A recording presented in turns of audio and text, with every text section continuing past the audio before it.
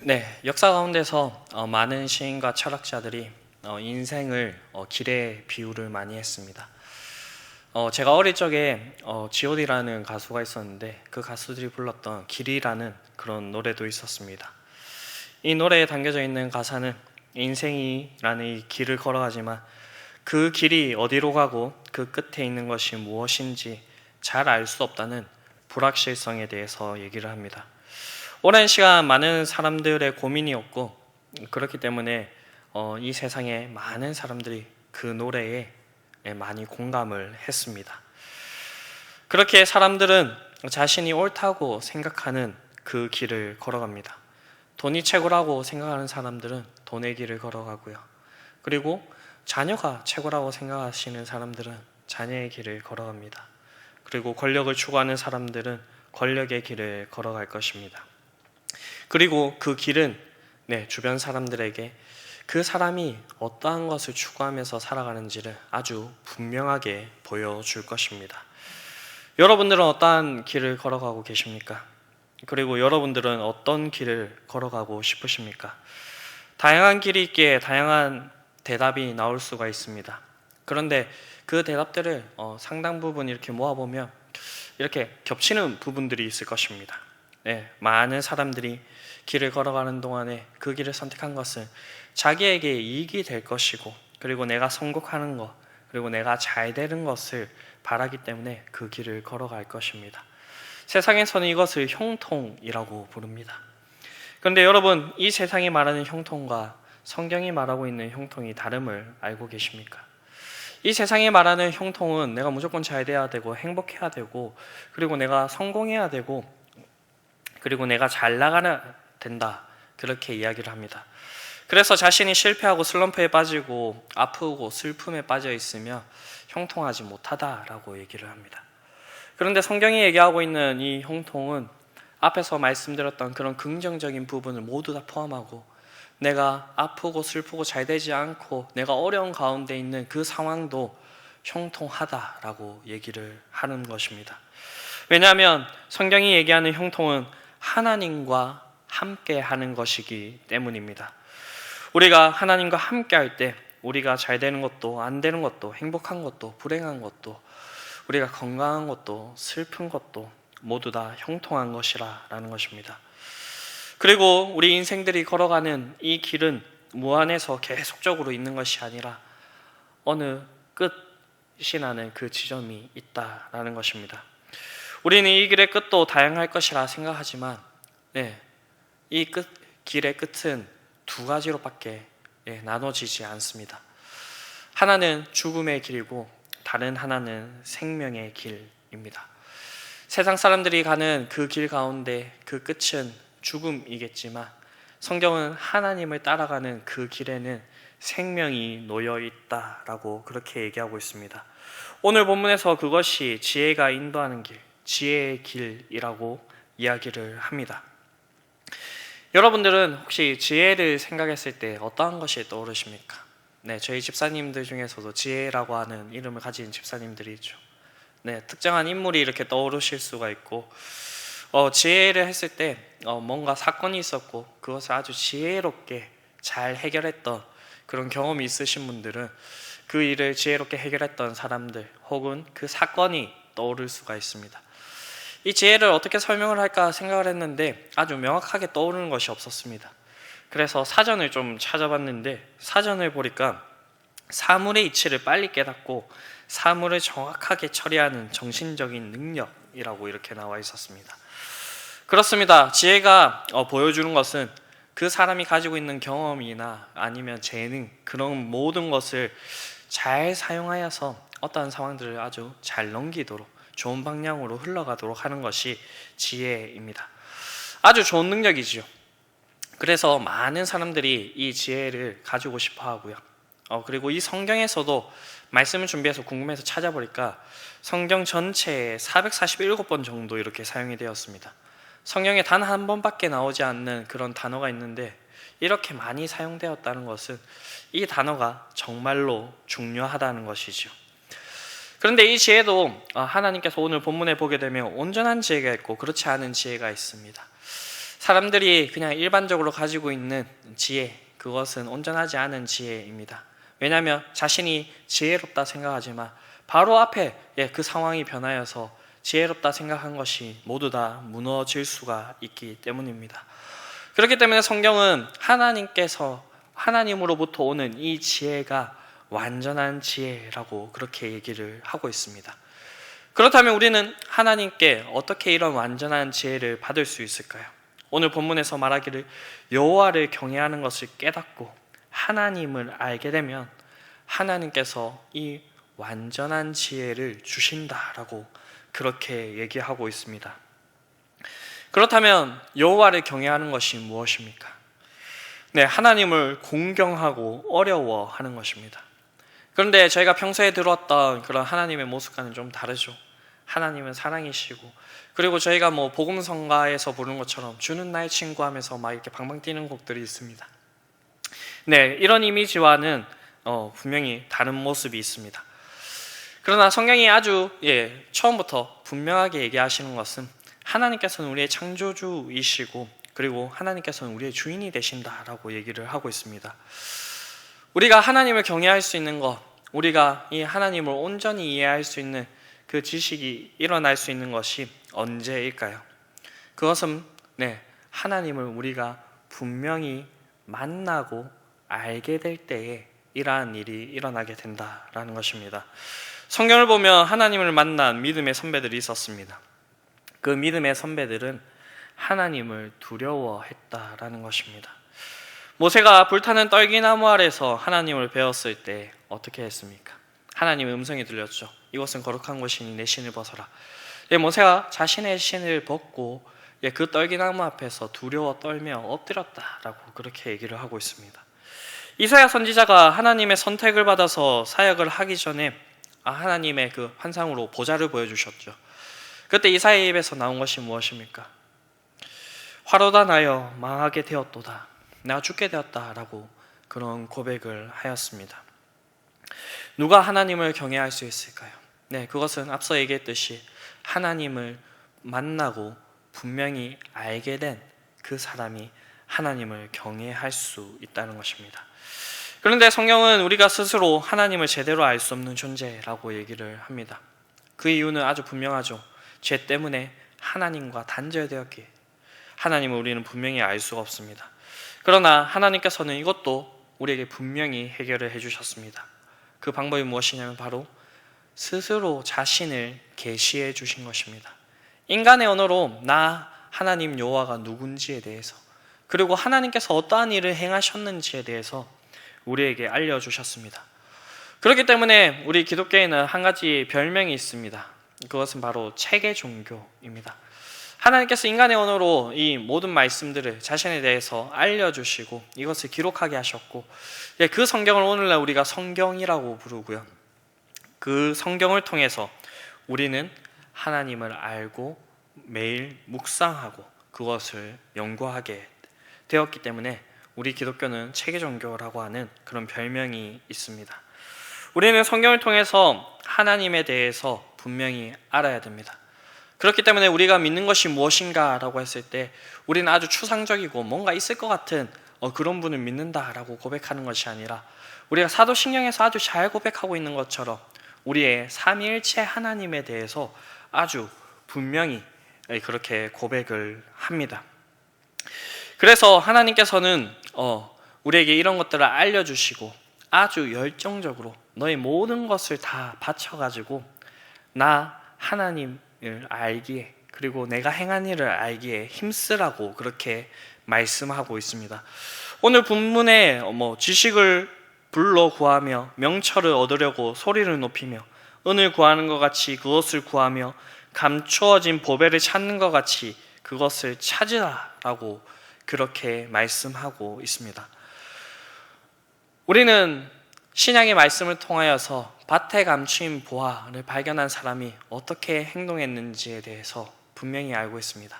자신의 전 재산을 팔아서 그 보물이 감춰져 있는 그 밭을 샀습니다. 이처럼 우리가 하나님 알기에 우리의 모든 것을 다 바쳐서 힘써야 된다라고 하나님께서는 우리에게 알려주고 있습니다. 그래서 교회에서 예배 중에 설교 말씀으로 그 한 주의 그 모든 내용들을 끝내는 것이 아니라 그 말씀을 가지고 순모임을 하도록 합니다. 우리가 이번 주에 이 말씀을 들었고 이 말씀이 어떠한 의미를 가지고 있고 우리의 삶에서 이렇게 봤을 때 우리에게 어떠한 은혜가 있었는지에 대해서 나누게 합니다. 그리고 이 교회에서는 성경을 가르칩니다. 우리 서울시민교회는 작은 예배를 통해서 성경, 교리, 그리고 우리 기독교인들이, 그리스도인들이 분명히 알아야 될 그 상황들에 대해서 함께 공부합니다. 하나님을 더욱더 깊고 풍성히 이해할 수 있도록 그렇게 하는 것입니다. 하나님의 말씀에 따라서요. 그러나 우리가 이러한 지식이 많고 우리가 열정을 가지고 세상에서 공부하듯이 이 성경을 공부해도 소용이 없는 경우가 있습니다. 외국에 유학을 갔다 오신 목사님들 중에서 외국 신학교 교수님들은 하나님을 믿지 않는 교수님들이 있다라고 그런 얘기를 했습니다. 처음에는 잘 믿어지지가 않았습니다. 왜냐하면 제가 공부했던 이 고려신학대학원이나 학교에 있던 그 교수님들은 아주 분명한 믿음을 가지고 이 성경을 가르치셨기 때문입니다. 그러나 외국에서는 성경이라는 책을 학문으로만 받아들여서 연구하고 학문의 틀 안에서 그것을 해석하고 논문을 쓰면 학위를 받을 수 있다라고 합니다. 네, 교수가 그렇게 해서 교수가 되었고 그분들이 가르치는 것은 전혀 우리의 믿음과 상관없는 그런 내용들을 가르칠 때가 있습니다. 바로 직전에 있었던 교회 담임 목사님께서 영국에서 유학을 하셨습니다. 처음에는 셰필드 대학에 이렇게 들어가셨다고 하셨는데 담당하는 교수와 얘기하는 동안에 전혀 우리의 믿음과는 상관없는 방향으로 논문을 수정하라라고 하는 그러한 이제 조언과 그렇게 하지 않으면 통과시켜주지 않겠다라고 하는 이야기를 듣고 학교를 옮겼고 그리고 믿음을 가지고 있는 그 교수님 밑에서 이렇게 논문을 쓰고 학위를 마치고 이렇게 돌아왔다는 그 이야기를 들은 적이 있습니다. 성경은 단순한 지식이 아닙니다.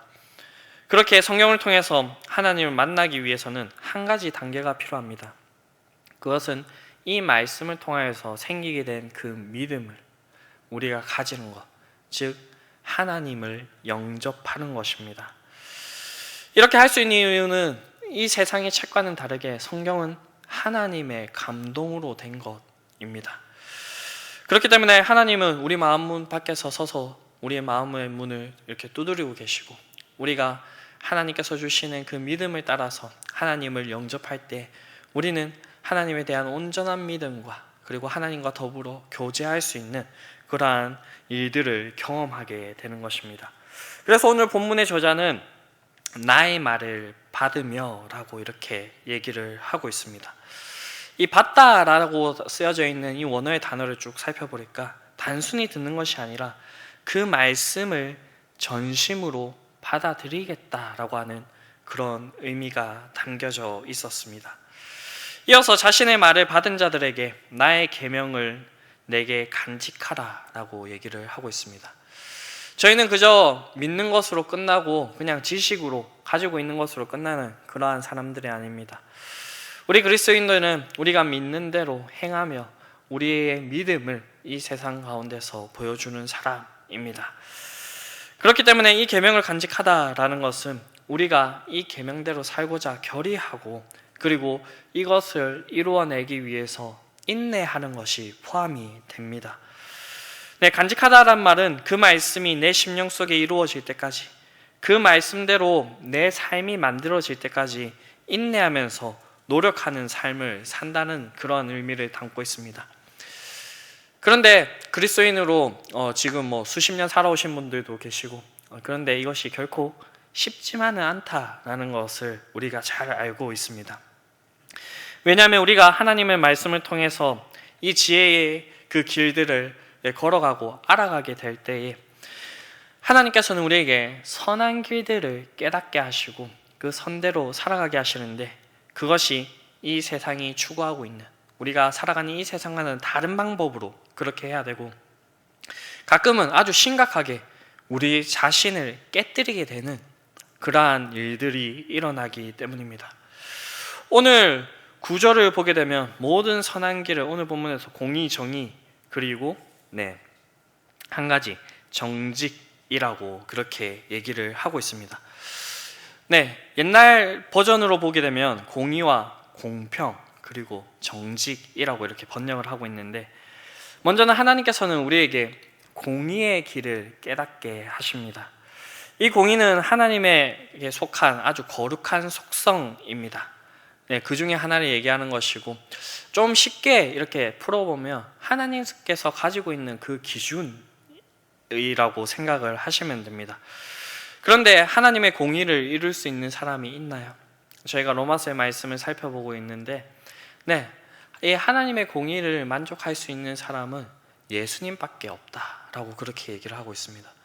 그렇기 때문에 우리 밖에 있는 한 의인, 이 예수 그리스도를 믿음으로써 우리는 의롭다함을 받게 되는 칭의를 얻게 되었습니다. 하나님께서는 이 공의를 얻은 자들에게 그저 그것을 알고 있는 것에서 그치는 것이 아니라 이 땅 가운데 하나님의 공의를 흘려보내라 라고 그렇게 얘기를 합니다. 그렇기 때문에 우리 그리스도인들은 이 세상의 법과 기준에 만족해서 살아가는 사람이 아니라 하나님께서 말씀하시는 그 기준을 따라서 이 세상 사람들이 보기에는 너무나도 미련해 보이고 왜 저는 손해를 보나 라고 이렇게 생각이 들은 그러한 삶까지 감수를 하면서 살아가는 것입니다. 하나님은 다음으로 정의, 공평의 길을 깨닫게 하십니다. 이것은 윤리적인 의미로 평등을 말하는 것이고 육체적인 의미로는 바름을 말합니다. 모든 일을 편견 없이 처리하고 억울한 일이 없도록 그렇게 처리하는 것입니다. 그런데 여러분들이 인생을 살아오시면서 모든 사람들에게 아주 공평하고 그리고 억울한 일이 없도록 그렇게 하는 것이 쉬우셨습니까? 아니, 가능한 일이셨습니까? 많은 사람들이 평등을 얘기했지만 오늘날 이 나라에 보게 되면 좌우 간의 갈등이 있고요. 그리고 최근에는 남녀 간의 갈등이 아주 이슈죠. 그리고 세대 간의 갈등도 있고요. 아주 많은 갈등들이 있다는 것을 보고 있습니다. 그럼에도 불구하고 하나님께서는 우리는 정의롭게 공평하게 그렇게 살아가야 된다라고 말씀하고 있습니다. 마지막으로 정직의 길을 깨닫게 하시고 그렇게 살아가게 하십니다. 진실에 근거한 것에 반대 개념이 거짓의 반대 개념으로 이렇게 사용하는 것인데, 성경은 정직을 악에서 떠난 것이라고 합니다. 악에서 떠난 삶을 살아가고 바르고 고줌으로 평등하게 하며 하나님의 기준에 따라서 하나님의 공의를 보여주는 그 삶을 살아야 된다라고 이렇게 얘기하고 있습니다. 말만 들어도 너무나도 어렵죠.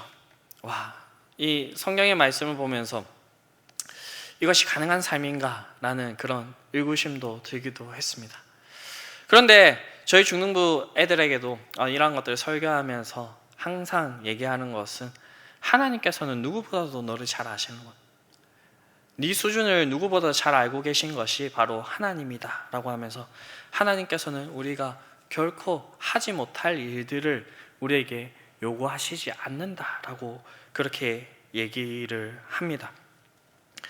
하나님께서는 우리에게 이것을 요구를 하시는데 우리 수준에서 우리가 할 수 있는 것들을 조금씩 깨닫게 하시면서 그 길들을 걸어가실 때 우리 믿음이 더욱더 커지고 우리가 더 많은 것들을 할 수 있도록 그렇게 만들어 가시는 분이라는 것입니다. 그래서 하나님께서는 우리가 하나님께서 주시는 지혜와 지식으로 무장하라라고 그렇게 얘기를 합니다. 그리고 근신하고 명철해야 된다라고 그렇게 얘기를 합니다. 근신은 우리가 절제할 수 있는 능력을 얘기하는 것이고 명철은 총명하고 사리가 밝은 것입니다. 우리가 항상 깨어서 무엇이 옳고 그른지를 판단하며 그렇게 하나님의 그 일을 위해서 우리가 참고 인내하면서 나아가야 된다라는 것입니다. 우리의 스스로 힘으로는 그렇게 할 수 없습니다. 그렇기 때문에 하나님께서는 이 구약에 감추어져 있던 것을 신약에 아주 명백하게 밝혀주셨는데 우리에게 주어주신 그 성령 하나님을 우리가 의지하면서 나아갈 때 우리가 이러한 일을 할 수 있다는 것입니다. 이런 길을 걸어가는 자들에게 하나님께서는 지혜를 주시며 그의 성도들의 길을 보존하게 하시며 악한 자들의 길과 폐역을 말하는 자들에게서 우리를 건지신다고 분명히 약속하고 있습니다. 말씀을 마무리하겠습니다. 제가 생각보다 운전을 많이 합니다. 목사님을 모시고 다닐 때도 있고요. 우리 성도님들을 모시고 다른 성도님들의 축하할 일, 그리고 함께 슬퍼하며 애통해야 될 일, 그런 장소들을 많이 찾아다닙니다. 그게 어디든지 이동합니다. 그래서 제가 전국 팔도를 모두 이렇게 돌아다닐 그런 일이 있었는데, 그런데 제가 이렇게 돌아다녀도 구석구석에 숨어있는 그 지역들과 잘 모르는 그런 곳들도 많이 있습니다. 그러니 당연히 제가 운전해서 가야 하는 그 길에 모르는 길이 있습니다. 그때는 제가 어떻게 할까요? 핸드폰을 꺼내고 내비게이션을 찍습니다. 주소를 찍어서 그곳이 어디에 있고 어떤 길로 가는지를 확인을 합니다. 정말 어떨 때는 내비게이션이 없었으면 어떻게 이곳을 찾아왔을까라고 생각이 들 때가 있습니다. 내비게이션을 만든 사람들에게 정말 상을 줘야 된다라고 그렇게 생각을 할 때가 있습니다. 그렇습니다. 내비게이션은 우리가 잘 알지 못하는 그 길을 갈 수 있도록 우리를 인도해 줍니다. 앞에서 G.O.D가 불렀던 그 길에 대해서 좀 소개를 해주었는데, 세상 사람들은 우리가 어디로부터 왔고 우리가 서 있는 길이 어떻게 된 것이고 이 길이 어디로 가고 그 끝이 무엇인지 알지 못합니다. 그러나 우리 그리스도인들은 이 성경을 통해서 그 길이 어떠한 길인지를 분명히 알 수가 있습니다. 요즘에는 내비가 잘 돼 있어가지고 내비를 잘 따라가면 됩니다. 그리고 내비가 시키는 대로 속도를 줄이라고 하면 줄이고, 오른쪽으로 가라고 하면 오른쪽으로 가고, 유턴하라고 하면 유턴하며 어느새 목적지에 도착해 있습니다. 그런데 내비를 믿지 못하고 그냥 가면 과속으로 과태료를 물게 되고요. 그리고 사고가 날 수도 있고요. 그리고 내가 생각했던 그 방향대로 가다 보면 전혀 잘못된 곳에 도착할 수가 있습니다. 지혜의 길은 하나님을 따라가는 길입니다. 하나님께서는 우리의 내비게이션이 되어서 우리가 가야 될 곳, 그곳을 향하여서 우리가 갈 수 있는 가장 좋은 길로, 가장 빠른 길로, 가장 편한 길로 우리를 인도해 주시는 분이십니다. 저희는 9월 한 달 동안 수요예배 진리의 뼈대를 세우라 라고 하면서 영혼의 코로나 2단 경계라는 주제로 2단 특강부터 시작하여서 성경님 목사님 이렇게 해서 말씀을 함께 나누어 보았습니다. 우리가 진리의 뼈대를 바르게 세우기 위해서, 우리가 건강하기 위해서 무엇이 필요할까라고 했을 때 우리를 항상 보호하시고 인도하시는 그 하나님을 따라가는 지혜의 길을 걸어야겠다라는 그러한 생각을 가져보았습니다. 그 길은 하나님께서 인도하시는 길이시고, 그 길은 하나님께서 인정하시는 길이시고, 그 길은 하나님께서 우리에게 참된 복을 주시겠다 약속하신 그 길입니다. 그 길들을 온전히 걸어가실 수 있는 저와 여러분들이 될 수 있게 되기를 바랍니다. 그렇게 해서 우리가 어떤 외부로부터의 위협과 그리고 그 흔듦으로부터 우리 자신을 분명히 지켜내실 수 있는 저와 여러분들이 될 수 있게 되기를 바랍니다. 그렇게 해서 하나님께서 우리를 인도하시는 그 마지막 종착지에 도착할 때까지 우리의 믿음을 가지고 하나님을 따라서 온전히 따라가실 수 있는 저와 여러분들이 될 수 있게 되기를 간절히 바랍니다.